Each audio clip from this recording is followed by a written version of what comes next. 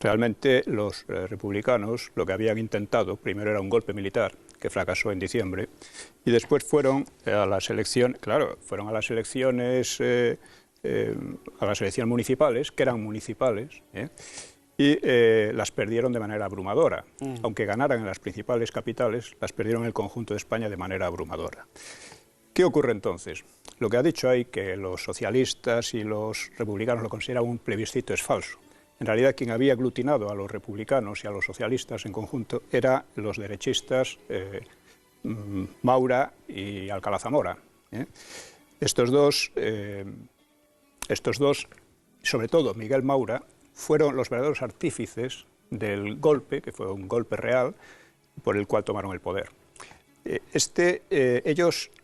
Miguel Maura cuenta en sus memorias, lo cuenta perfectamente, no en sus memorias, vamos, en el libro que ha escrito sobre todos estos hechos, cuenta cómo cuando conocen las elecciones, los socialistas y los republicanos, pues dice, y salimos, íbamos andando de noche, y Largo Caballero dice, bueno, estas elecciones han sido bastante buenas para nosotros.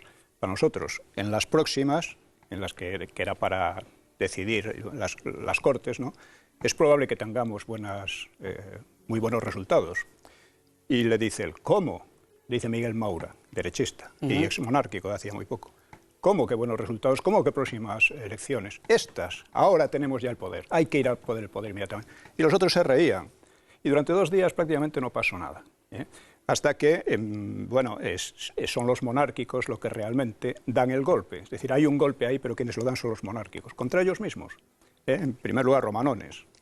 Romanones empieza a hablar, el propio Miguel Maura se ríe de las explicaciones que da Romanones en sus memorias, diciendo, claro, después de los sucesos que habían pasado, pues fui a contarle al rey, y dice, ¿qué había pasado? No había pasado nada.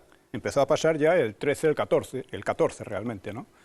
Y entonces hay una serie de cosas muy extrañas. ¿Qué hay de cierto en eso de que el conde de Romanones, despidiendo el vagón real en la estación del Escorial a la reina, se quedó en el andén con lágrimas en los ojos? Romanones. Llorando, sí. Es posible, Romanones era un golfo de primera.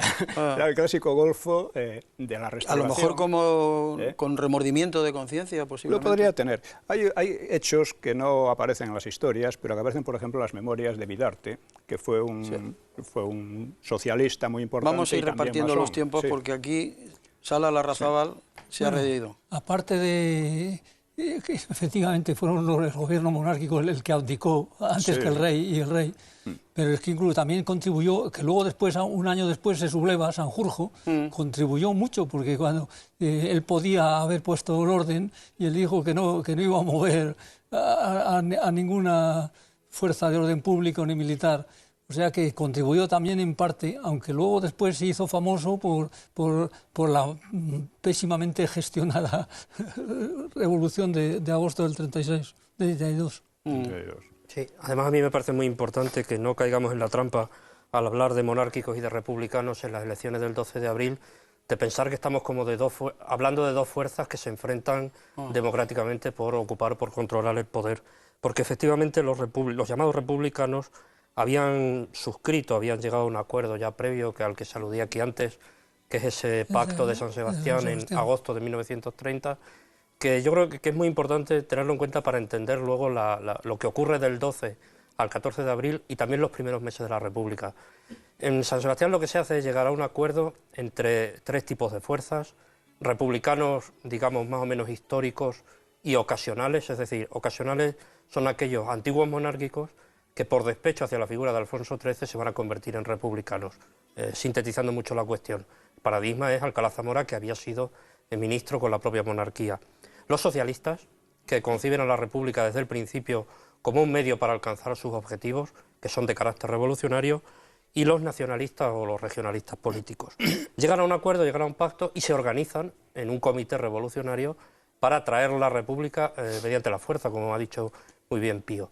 Solamente cuando fracasan los dos intentos de golpe en Jaca y Cuatro Vientos, es cuando luego se da ese siguiente paso de, a través de ese comité ejecutivo, comité revolucionario, prácticamente un gobierno en la sombra que va a comenzar a actuar desde ese momento, intervenir en la lucha electoral. Muy bien, pues si hay que decir, si me permite, sí, que en el rápido. Pacto de San Sebastián fue organizado por Miguel Maura, porque las fuerzas republicanas se llevaban muy mal entre ellas y estaban desperdigadas, ¿no? Y que efectivamente fue Sanjurjo el que, cuando se negó a actuar contra los republicanos, si hubiera sido necesario, que en aquel momento ni siquiera lo era, pues ya hizo que los demás abdicaran, ¿no? Quiero decir, la monarquía, ¿no? El gobierno monárquico, ¿no? Bueno, pues vamos